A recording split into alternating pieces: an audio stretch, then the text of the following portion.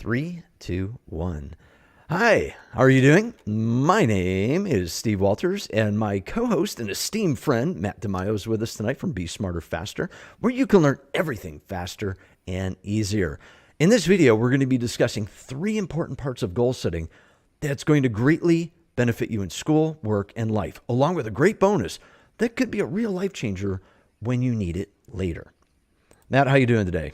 Outside of all the technical issues we started with. I am actually doing really good. I had a wonderful day, cooked brunch for my wife, took a nice long exercise walk, got up a good sweat, and now I'm hanging out in here with you online. Great. And the funny part is, never let them see us sweat, but we were sweating right before this because things we're going to blame that sun ejection that hit the earth. I think it's going on for still a day or two. So that's what it is. It wasn't us. Quick computer restarts. All right, so let's get into goals because we want to get you moving through our goals. So again, our goal is to provide you with immediately, and I mean immediately usable techniques, not things that you have to study for months and years and decades, but things that you can use literally tonight, tomorrow, today, that help you and propel you ahead while keeping your stress level as low as possible. Now, let me tell. Hey, real quick, Matt. I got to tell you. Speaking of low things, I gotta do a quick plug here. So this Magic Mind, I've been taking this commercial here. This stuff definitely helps out. This got me going. I've been experimenting with this stuff, and Magic Mind has really made a difference. I'm gonna leave you the description and the link. I want you to go check out the website if you want something that can really kind of help you focus. And it's all natural stuff. And I won't take anything that's chemical. I'll take natural stuff, and it really does make a difference. So I haven't told you about that yet, but does that say flow state something? It's yeah. You enter a flow state awaits you. Literally, you take this stuff. It's got nootropics in it, a lot of adaptogens, matcha, and does immunity stuff. It's just on and on and on. You got to go to the website and check it out. It's really cool stuff, and it tastes pretty good too. So every morning I was doing it. I've got some videos coming out in that starting the next week or so. So I do my review on that, but it can help you reach your goals because it definitely helped me reach mine over the last 2 weeks. A lot of stress, trying to bring it down with a train wreck here in Ohio. That increased our stress a lot. Yeah, because big news with that. Just, and people around the world are now hearing about it, and it's scary. So our goal is to write people who can get there and fix it. I actually wrote a letter to my congressman today and said, do something about it. All right, let's talk about goals. So the short-term goal.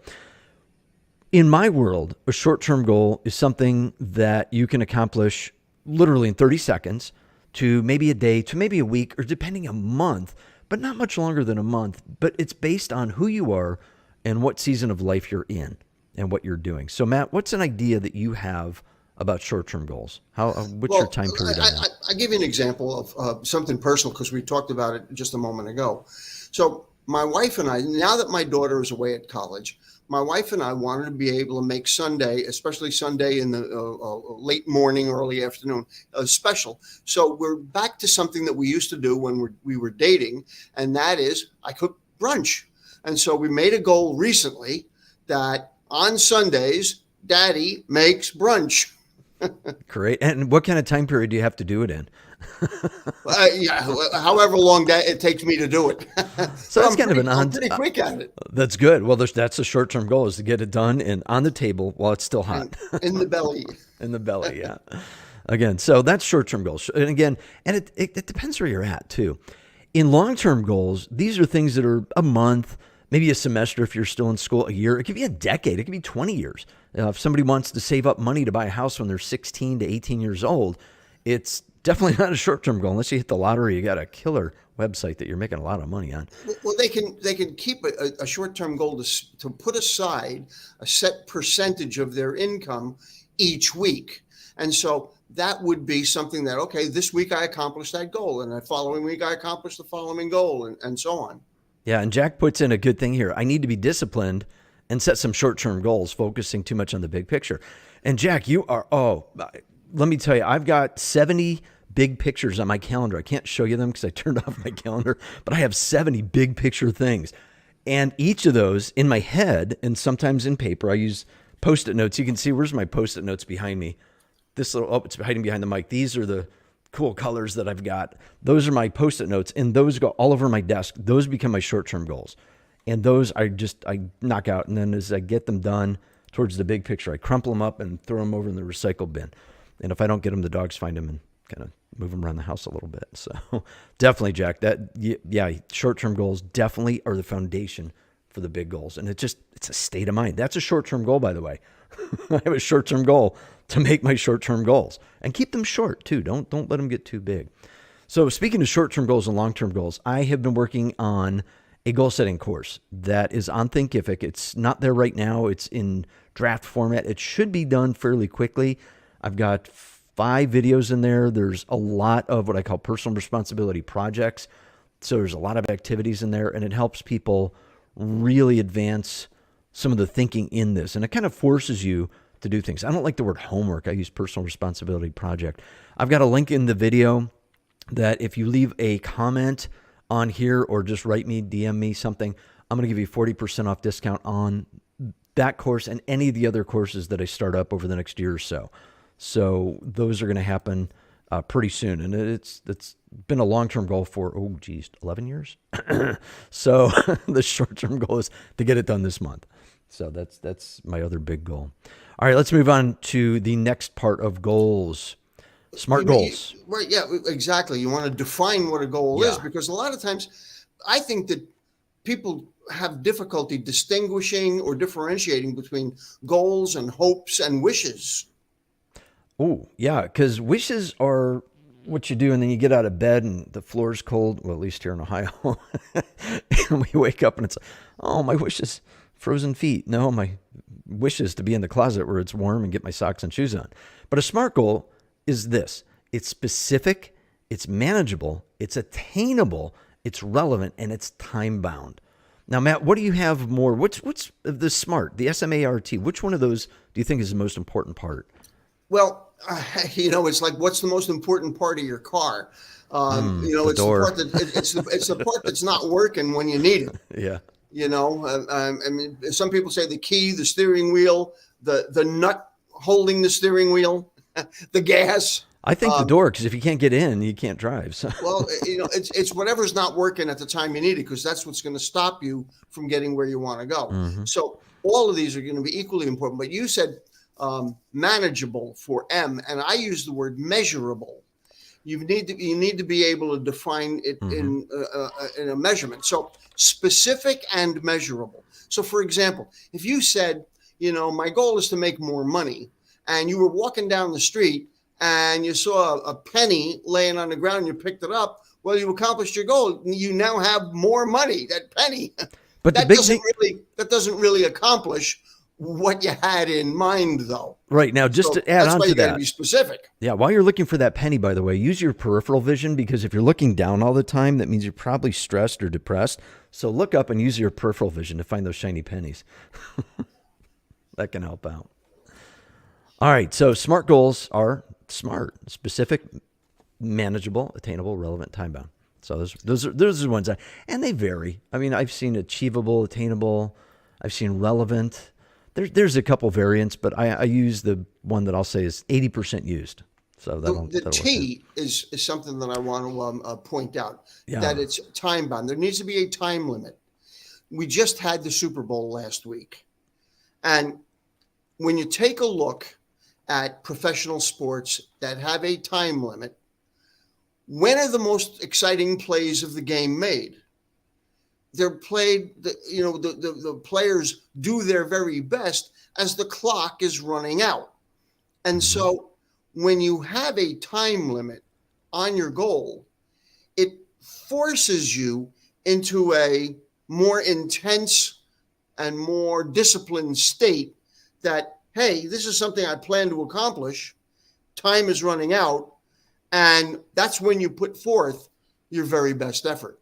So the time deadline is certainly a big and important part of having goals that you actually achieve.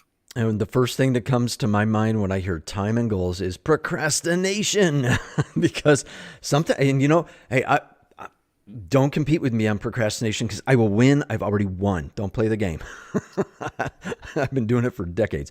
But because I know I'm a procrastinator, I can use that to my benefit. The problem is, if you don't do it just right out of practice, it can backfire really bad on you. So you got to be careful. If you know you're a procrastinator, go take my free course. I've got that free mini course. It's just a little foundation, but it's just that little bit of spark to get you going, to make you realize that, yeah, I am a procrastinator, and here's some things that you can do about it. And again, that link's already in the description, so you can see that. But yeah, definitely time bound, because people that set goals, if they don't have a time bound, well, I'm 95 years old now, and yep, still didn't do those 100,000 things I've been trying to do since I was 15. Yeah, it just It's a little late. It becomes a wish list without a deadline. Yeah, it's a bucket list without a bottom. That's one way to look at it. It's not going to hold the water, right? All right. Speaking of holding water, missions. I think of missions. So a mission statement is another part of goals. That was a heck of a segue, Steve. I would, it's like analogies, man. They're like a dime a dozen, but with inflation, they're like 25 cents now. So I used to be better at them, but anyhow. So mission statements. Now, a mission statement, you've seen these things everywhere. Everybody's seen them, but you don't realize what they are. And next time you're in a restaurant, look around the menu. Our mission is, look on the front door of a bank. Our mission is, look in a car dealership if you're going there. Our mission is, anywhere, any business you go to, somewhere on the front door, the front window, on the desk, somewhere behind the desk, somewhere where the people are, you will see our mission is to, and it's to do something. Now, Matt, I know that you have a personal mission statement. Would you mind sharing that with us? Sure. It's interesting that you talked about restaurants, because I'm here in Tampa Bay, and this is the home of the Outback Steakhouse. People think that Outback started in Australia or something. No, it was started here in Tampa, Florida. And the original restaurant is one that I would take my wife and daughter to. And you are absolutely right. As soon as you walk in the door, on a big framed plaque is their mission statement. I can't quote it off the top of my head right now, but it is something that I noticed, that it is something that new customers or all customers will see when they first come in. Now, in terms of my own personal mission statement, this is something that I created as a result of my YouTube channel, because I really needed to get more clearly focused on what in the world am I really looking to accomplish with my channel. And so after really giving it a lot of thought and writing out a few different ones, I came up with this, that I am on a mission to make a positive, lasting difference in the lives of students of all ages around the world. And so you'll notice how specific it is. A positive, lasting difference. I don't want to just make a difference. I want to make a positive, lasting difference. Mm-hmm. And not to just everybody. I want to make, for students, people that are actually studying stuff, but not just kids in school, students of all ages. Where? Here in Florida? No, I want to do it around the world. And so I made it as specific, and I kept refining it down. And having that keeps me on track to knowing if I'm going to publish something, if I'm going to put something out there, am I fulfilling what it is that I said I was going to do? That goal. Am I fulfilling my mission? Absolutely. Yeah, one of the things that I look for in a mission statement is the brevity, the conciseness of it. It needs to be usually one sentence. It can be two, but generally one sentence, as short as it can be, to the point. Think about this. Your personal mission statement needs to catch people's attention in 8 to 10 seconds or less. We'll call it 6 to 8 seconds because of the modern thinking. It's got to catch your attention fast. It's got to be less than 100 words. And believe me, 100 words is a lot of words. If you don't believe me, I've got an example here if we want to hear it. It also needs to provide the basic answers to the who, what, where, when, why, and how questions people will have about you. And if you could answer all those 5, what is it, 5 or 6? I always forget. It's 6. I always say 5, but it's 6 because of the how. But there's the journalist questions. These are the basic journalist questions. If you can answer that fast. So let me ask you a question while we're talking about this. Okay. Is it your thinking that you want people to use their mission statement and notify other people about their mission statement? Or is it more something, especially as a student, that's not something that I had really considered before?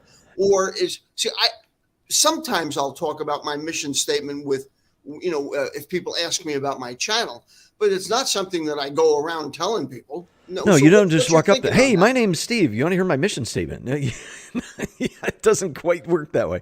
No, there's a couple things with the mission statement. One is the most profitable one to a student is you graduate, you get your degree, you get the job. To get the job, you got to do this little thing called an interview. And there's that question that says, tell me something about yourself. Oh, well, no, you can't say because is a swear word. Don't say it. You say, here's what the mission statement. It's here. It's memorized. I mean, you practiced this stuff before. But the other part of a mission statement is the silent part. It's the internal part of who you are. When you have a personal mission statement, it's me. I mean, it's you, but I can't be in your shoes, but you have to say, this is my mission statement. This is what I stand for. Nobody else in the world even has to ever hear it or see it. It's in your head. It's in your soul. It's in your being.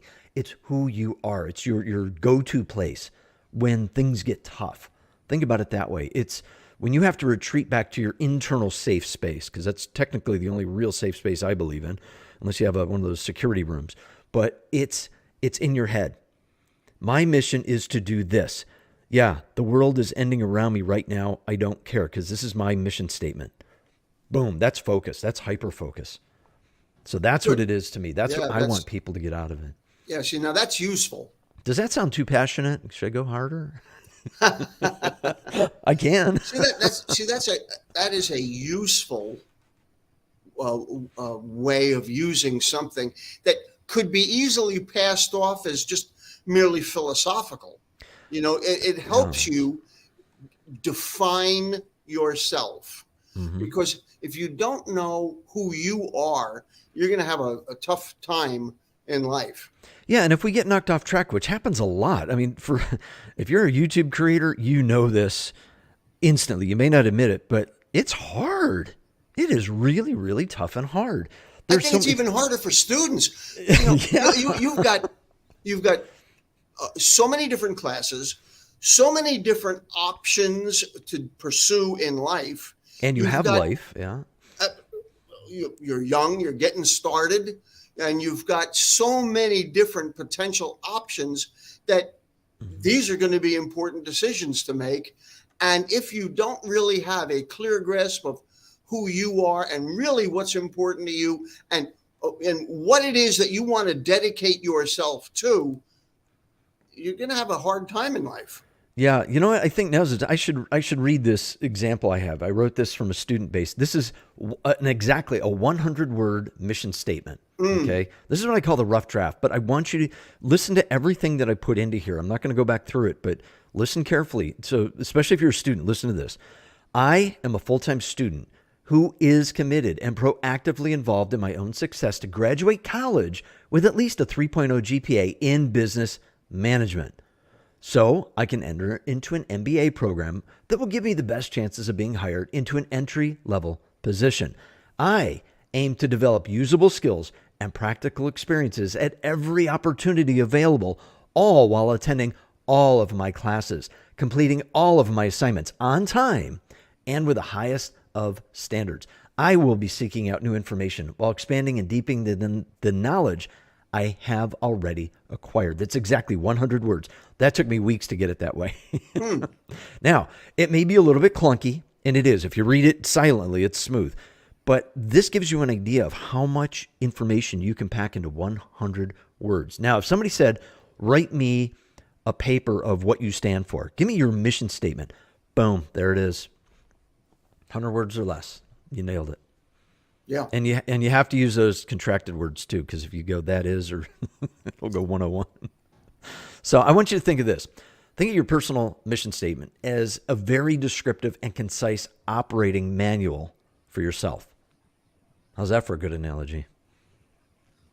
It's your operating manual. Operating manual, yeah. It's your go-to. It's when something doesn't work. Well, usually we go to YouTube, but if you're in your car, There's that thing called a glove box. There's actually usually an instruction manual in there of how to turn on your flashers or how to change a tire or what to do when that one light comes on that you've never seen before. Or for some people, what does that light mean? And it's got the little oil thing, and it means go to the oil shop and get oil.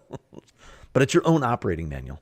And it's good to print it out and hang it somewhere. I have a bulletin board over here, but back in the 80s, we used to hang everything up in our little cubicles. And this kind of stuff went up on that wall. And when you walked into somebody's cubicle, you knew exactly what their mission was. And all kinds of fun stuff. Good. Now, I almost gave away our bonus. So my mission is to do this. Before we talk about the bonus I told you about, make sure you tap that thumbs up on all of our channels and consider subscribing to all of our channels so you don't miss out on future videos like this one that can definitely offer you some great tips and advice on how you can reach higher levels of success, especially in school, at work, and in your life. Now, for that bonus I told you about, I was holding back on the philosophical stuff. We were kind of feeding into this one, a little bit of funnel work there. So here's the bonus. Personal philosophy statements. How to create one. Now, this statement is all about you. Now, I'm going to go like this. I hate the air quotes, but it's a statement. It's not a sentence. It is literally a paragraph to several pages long. This is your manuscript. This is your life. So in this personal philosophy statement, you need to include your basic beliefs. We're going to talk about that in a little bit too. Your concepts about issues that matter most to you. And it describes your attitudes about as many topics and issues that directly pertain to you, and also that they all support your goals. Okay, so this one, and this can be changed throughout life. This is not written in titanium. It's not laser etched into glass. This is, you can handwrite it, you can type it out, and it's supposed to change. It's a living document, if you will. Think about it that way. So let's start this off. A belief. A belief is something that you accept as true. Do you believe that? So, well, that is certainly an accurate statement. One of the things that I also talk about in discussing beliefs, that beliefs are a personal choice. And I think that a lot of times people aren't aware that you actually choose what you believe. Now, sometimes you inherit beliefs. So, for example, let me make this very real. You're born, your parents raise you in one religion, and then later on in life, you get to, college age or so, you begin questioning the world a little bit more. Have you ever met people that changed religions or changed political parties? You go from one way of looking at the world, and then certain things happen to you, and then you realize that what you believed in before was letting you down or was leading you in a false direction. And then you went, okay, well, you know what? Maybe I need to change my, what it is that I believe in. So, I mean, we can continue to talk more about this because I have other examples. But I want to throw the ball back to you on this. Yeah, beliefs are definitely things that we accept as true. So religion is a great thing. So do you accept that the sky is up and the ground is down? Well, that's a belief, right? Well, you can see it, you can feel it, you can jump up and down and feel it. Beliefs are, people go, I believe that. Oh, okay. I believe that, I'm going to go out on a limb here, that all politicians must lie at one point or another in their careers. That's a belief. And I accept that as true. You really went out on all it. I did. I kept it nice, though. I kept it nice. But I was having this conversation the other day, so I was thinking about it. But it's a belief. Politicians say, I'm going to tell the truth and nothing but the truth. But they can't always do that because one person may say, but that's a lie. He said that. Well, the context was there, but maybe the perspective was different. So again, that's why I said I'm going on a limb here. But I believe that all students have the capability to earn A's. I just do. I believe they have that capability.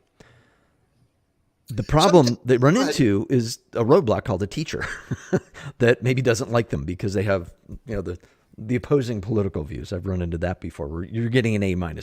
don't even ask for an A, just because of the way the world works. But I believe that students could succeed with just a little bit more effort. Well, I think that people will change beliefs in the face of new experience and new evidence. For example, and it's not even just evidence. It is sometimes it's experience. Let's use being in love as an example, or having friends. Not everybody's been in love, but I think that everybody can relate to this.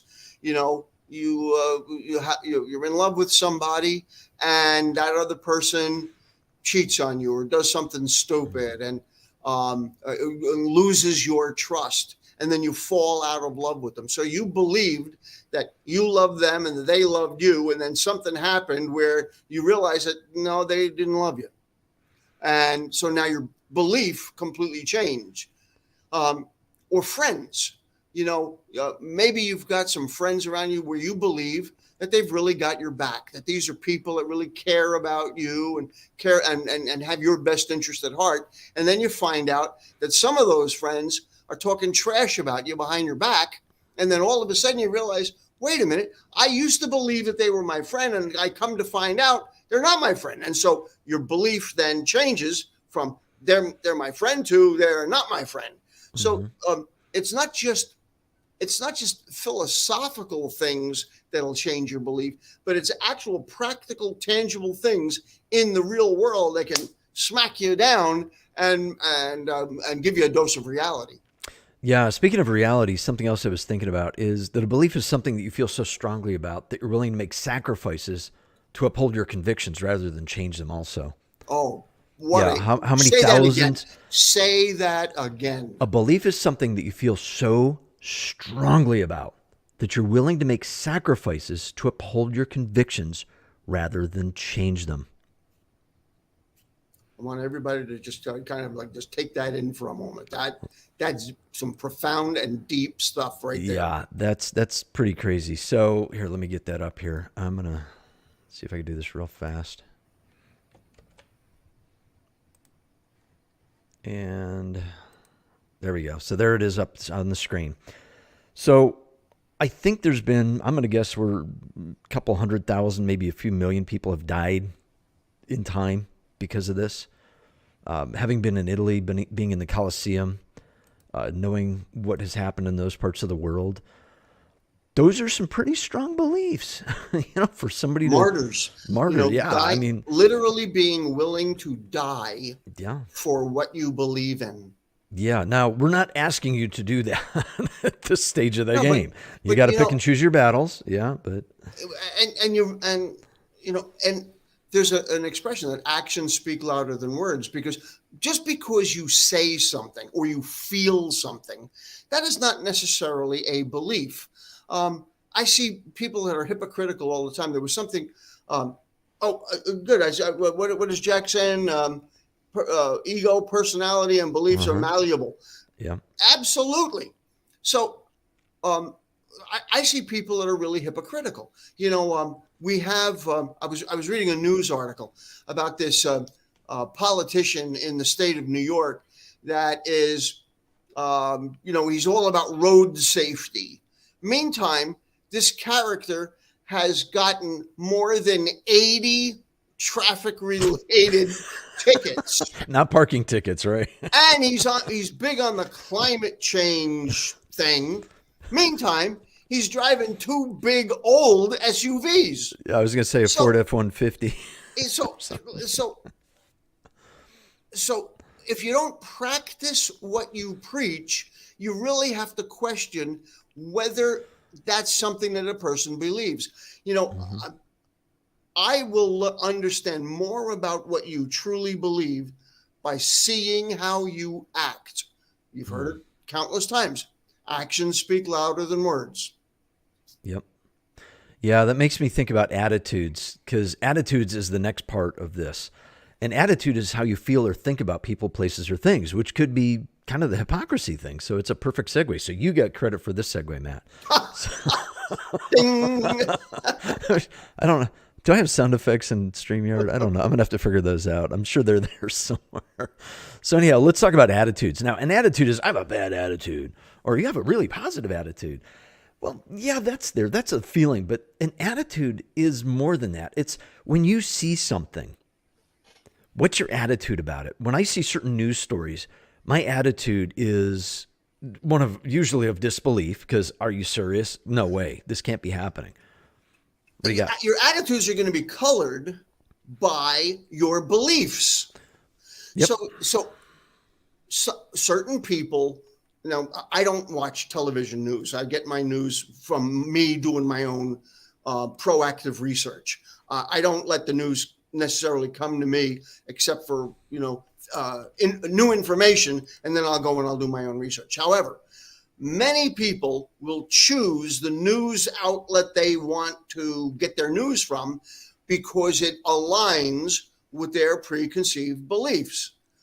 And so your attitude about whether something is accurate or good or fair is going to be determined by what your beliefs are on that particular topic. Mm-hmm. Don't you think? Yes, absolutely. I'm putting up some phrases here that, as you're talking, that match up to some of that. So the one on the screen right now is: an attitude can and may change over time slowly, but it can change suddenly when you're exposed to new and meaningful experiences, not just little tiny ones, but meaningful experiences such as informal or even formal education, because again, focusing on students. But if you see something, if you believe that a certain type of car can protect your life in an accident, well, I saw one of those cars on the news today. There wasn't much left of it. Not at all. There was, I think the rear tire was about the only thing that was left of it. I got a feeling they were going way too fast, like 200 miles an hour or something. But my belief was that car was supposed to be safe. Now that I saw that, I don't have all those extra pieces of information, but I go, that car's not safe. Well, once you find out the whole story, it wasn't the car, it was the speed. So again, attitude. Yep. My belief is if you speed often enough, high enough, you will get tickets enough, which will create a bad attitude about certain people that are trying to prevent you from killing yourself or killing other people. So I see speeding tickets as not a punishment, but as a saving thing that you're not hurting people. So it's kind of a weird way to look at it, but that helps. Which brings us to concepts. A concept is an idea that you have of how things work. Interesting. So I have a concept that cell phones work in a specific way or a general way, depending on what they are. I believe that I have an attitude about a concept of how the internet works and how it shows me things that I've Googled, that I've looked at, that I've looked on Amazon, maybe that I've just said out loud that my phone picked up on in my landing page. So I have a basic concept of that. I have a pretty good concept of how education works. You go in, you sit down, you shut up, you raise your hand. No, ask questions. Feel free. That's how I do it. Matt, what do you think about concepts? I don't have much of a concept for it. Okay. Is that your belief or just an attitude? I think it's my attitude. I'm getting hungry. Yeah. Actually, it is about your dinner time. That's right. I was going to tell you eat before, but yeah, we don't eat on mic, so yeah, we won't do that. All right. So concept is the last thing, and basically a concept can also be the combination of your beliefs and attitudes, and it just, again, it depends where you're at in life, what your perspective is, what your experience is, and there's a whole lot of things that go into it. So what led us into this section was the idea of having a personal philosophy. Yes. And then the different aspects of personal philosophy. Like for example, I've come to grow personal philosophies about myself. And these are rules that I want to hold myself accountable to. So for example, many years ago, after having read Dale Carnegie's breakthrough book, How to Win Friends and Influence People, I looked at myself and I looked at the people that were really influential to me in my life and who helped me become a better human being. And I made it one of my personal philosophies that when I interact with you, that I have a philosophy about it. My interest is I want you to like yourself more as a result of knowing me. And so I'm looking to create, I'm looking to be encouraging, complimentary. Look, people are starving for somebody to believe in them and put good vibes in their direction and pay them a compliment and encourage them. People are starving for encouragement. Yeah. We live in a world where everything is beating us down. And so I said, you know what? I don't want to be one of those people that's beating other people down. I want to be that light. And I've got another metaphor or a personal philosophy. What's that? One of the guys that I consider him to be the greatest mentor that I ever had, talked about this himself. And he talked about going and holding a candle in a dark cave, in a dark hallway. And I went, oh, I love this. Because here's what I hope to have is I want to get to be the candle holder. I want to be able to hold the light for other people that wind up stumbling across my dark little hallway. I know that I am not the light, but I get the opportunity to hold the light in service to other people, to enlighten their path as they go through. So my goal is that I want people to become enlightened as I hold the light while they're traveling in a dark and treacherous place. Love it. I hadn't actually thought about that until this very moment. That is something that I have talked about in public speeches where people have asked me about, kind of what makes me tick. That's great. Yeah, because we both kind of share that, and that we both want to help you make continuous improvements to accomplish all of your goals as you reach higher levels of success and good fortune in everything you do. Speaking of which, make sure you check out the videos on your screen right now on mine and Matt's. Where's yours at, Matt? It's over that way. Because that's the one that YouTube thinks you believe in, you have a good attitude about, and it offers good concept to you. We'll be seeing you online soon.